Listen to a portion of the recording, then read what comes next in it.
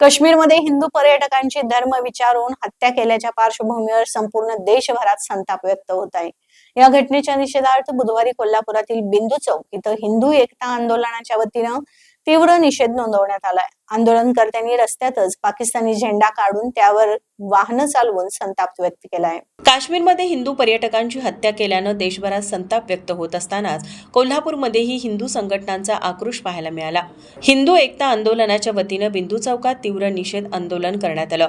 काश्मीरमधील या भ्याड हल्ल्याचा तीव्र शब्दात निषेध करत आंदोलनकर्त्यांनी रस्त्यातच पाकिस्तानी झेंडा काढून त्यावरून वाहने चालवून संताप व्यक्त केला। हिंदू पर्यटकांच्या सुरक्षेचा प्रश्न पुन्हा ऐरणीवर आला असून देशद्रोही करणाऱ्यांवर कठोर कारवाई करावी अशी जोरदार मागणी करण्यात आली।